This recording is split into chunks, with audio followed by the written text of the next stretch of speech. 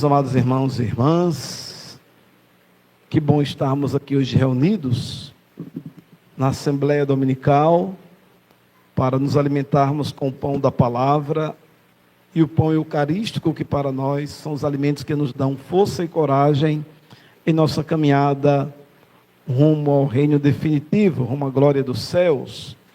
E enquanto não chegamos lá, somos convidados pela liturgia a vivenciar a comunhão fraterna entre nós, a experimentar os frutos do Espírito Santo na comunidade fiel, para já ir experimentando, degustando aquilo que será um dia a vida eterna, vivendo o amor fraterno. Nós já experimentamos de antemão aquilo que será a eternidade, contemplando Deus face a face.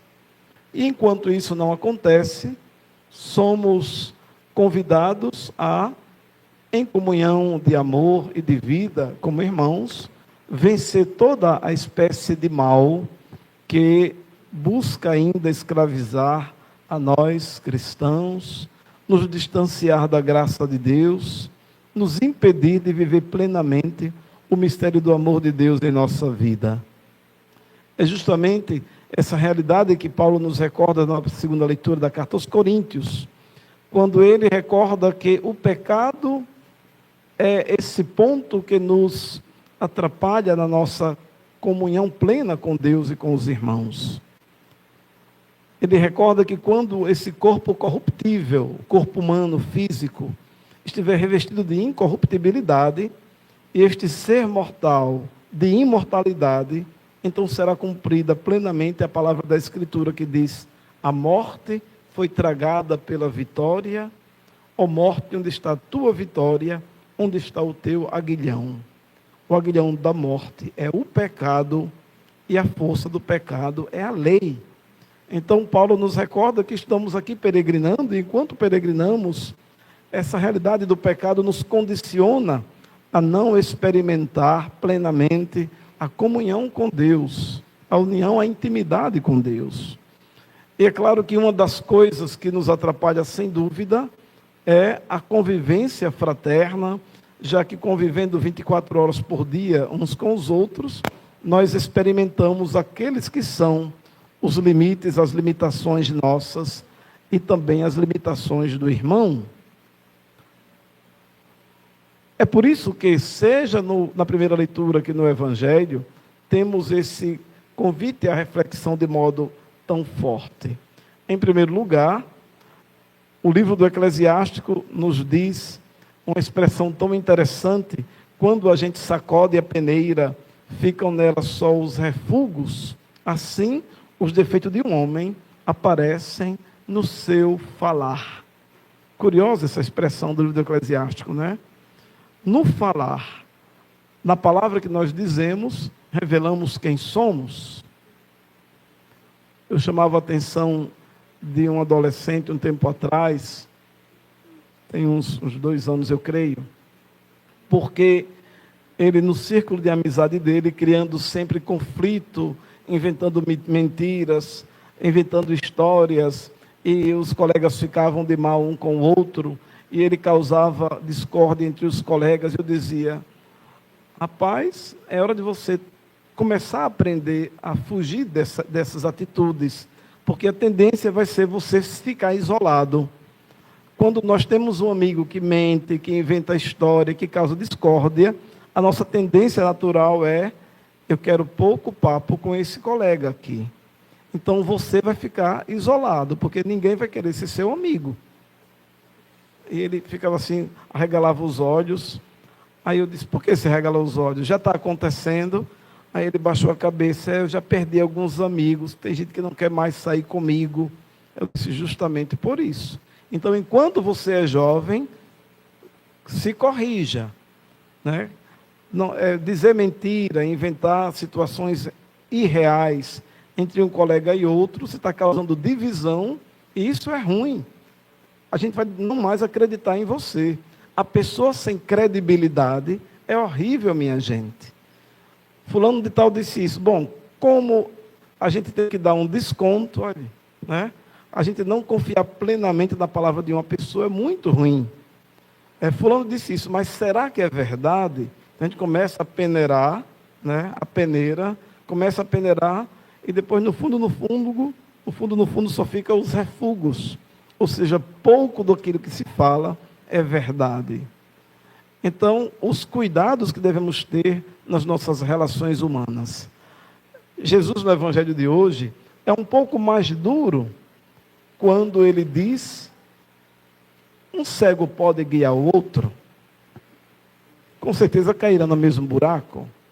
E depois ele fala: por que tu vês o cisco no olho do teu irmão e não percebes a trave que há no teu próprio olho?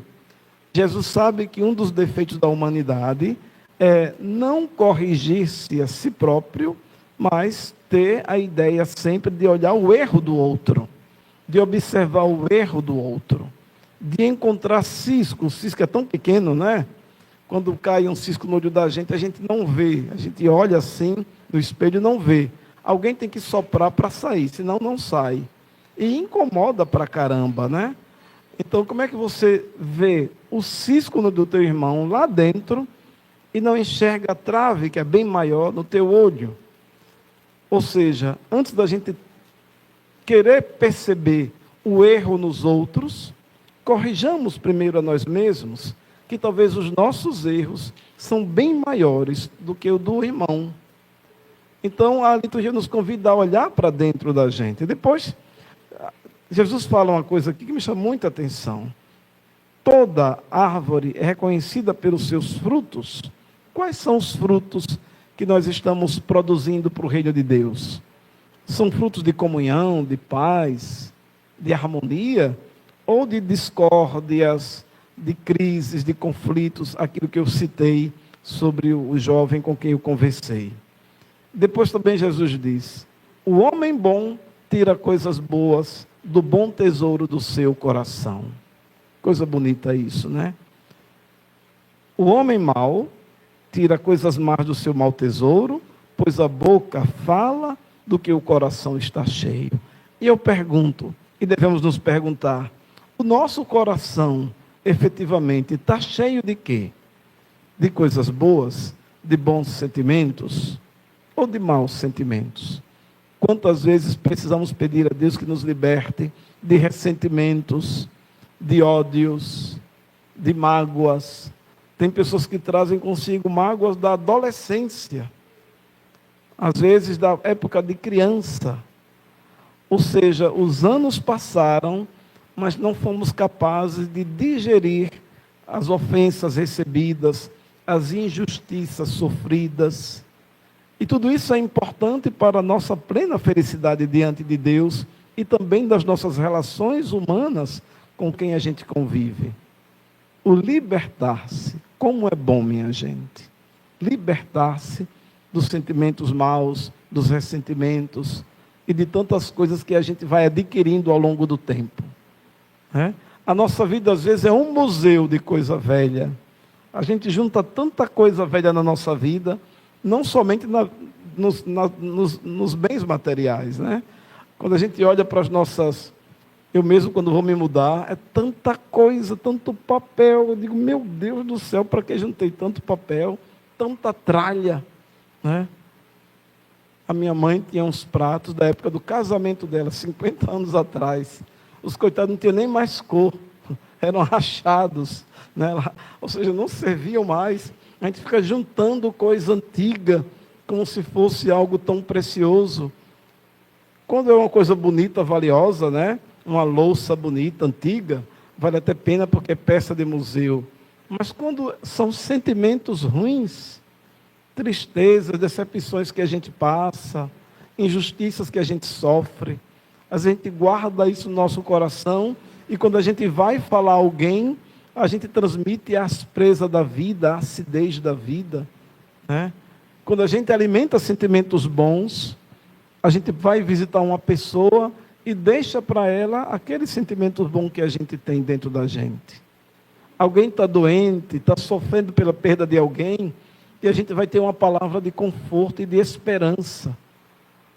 Quantas vezes eu visitei algum doente, e alguém disse: dona fulana veio me visitar, foi tão boa a visita dela, então a pessoa foi lá e levou somente amor, aquilo que tinha no coração, e sem dúvida deixou o amor ali também, aquela pessoa renasceu. Como é bom a gente ser bom para as pessoas, minha gente. Como é bom a gente alimentar esses sentimentos bons. Por isso que Jesus diz que a boca fala do que o coração está cheio. A gente precisa sempre perguntar-nos: eu estou alimentando quais sentimentos no coração? Mas, se tivermos alguns sentimentos maus que ainda não podemos nos libertar, nunca é tarde. Estamos aí para iniciar o tempo de Quaresma, e como sempre o tempo de Quaresma nos convida a essa revisão de vida, a buscarmos essa metanoia, que é a mudança de direção, mudança de atitude, conversão do coração. E aquilo que Paulo fala no final do texto de hoje, deve realmente nos indicar o caminho a seguir. Meus amados irmãos, diz Paulo, sede firmes e inabaláveis, empenhando-vos cada vez mais na obra do Senhor, certos de que vossas fadigas não são em vão no Senhor. Veja que coisa bonita isso, né? A gente se doa para o próximo, vai visitar um enfermo, leva uma palavra. Às vezes o dia é tão cansativo, no final do dia a gente está tão cansado. Que bom, eu gastei as minhas energias também para fazer o bem a alguém. E Paulo diz: sede firmes e inabaláveis, não desanimem, não desistam, mesmo que recebam críticas, comentários, piadinhas, não desistam, fiquem firmes e inabaláveis, porque as fadigas feitas em prol de alguém, o bem que é feito a alguém, não são em vão. A obra do Senhor não passa em vão diante dos seus olhos. Que o Senhor nos conceda sempre o dom da sabedoria, do discernimento, para entendermos sempre mais o chamamento que o Senhor nos faz pelo batismo, a segui-lo de modo verdadeiro, numa vida de conversão, da busca da graça de Deus em nossa vida e também do amor fraterno, que é o nosso campo de batalha maior para testemunharmos o Cristo que vive em nós, que vive na sua igreja e que também está presente em cada irmão, em cada irmã que a gente encontra. Amém.